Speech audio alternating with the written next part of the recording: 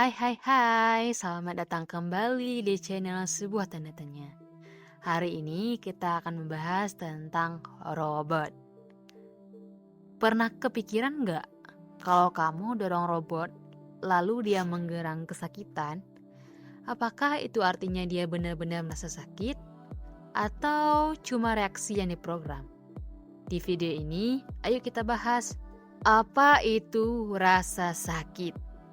Dalam dunia biologi, rasa sakit bukan cuma tentang sinyal yang masuk ke otak, tapi juga pengalaman emosional. Ada dua hal yang harus kita bedakan. Yang pertama, nociception, yaitu kemampuan mendeteksi rangsangan berbahaya. Dan yang kedua adalah pain, yaitu pengalaman subjektif yang menyakitkan.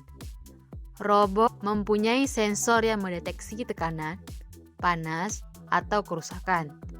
Tapi apakah itu artinya mereka benar-benar merasa? Nah, disinilah letak perbedaannya. Beberapa robot modern sudah dilengkapi dengan sistem mirip seperti refleks.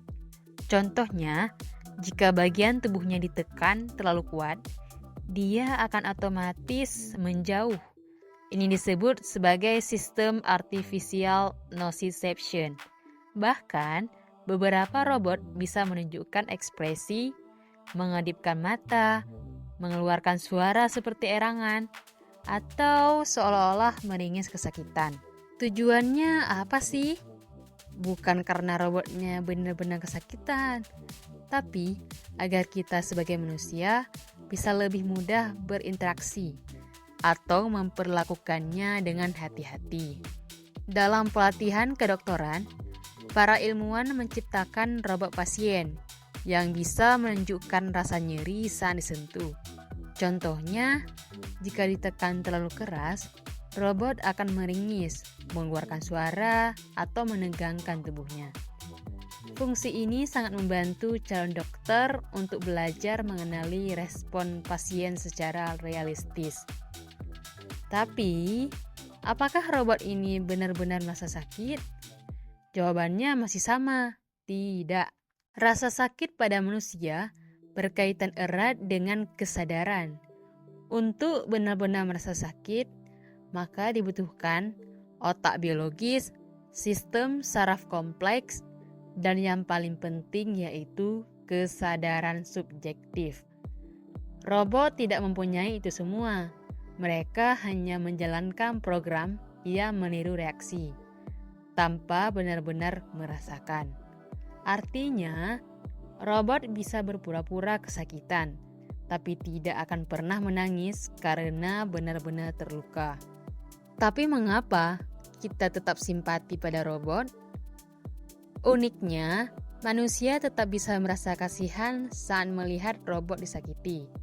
Semakin manusiawi bentuk robot, maka semakin besar pula empati kita.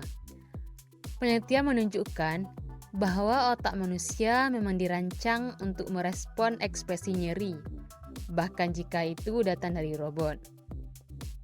Makanya, robot yang kelihatan sakitan bisa memicu emosi kita. Meskipun kita tahu itu cuma mesin.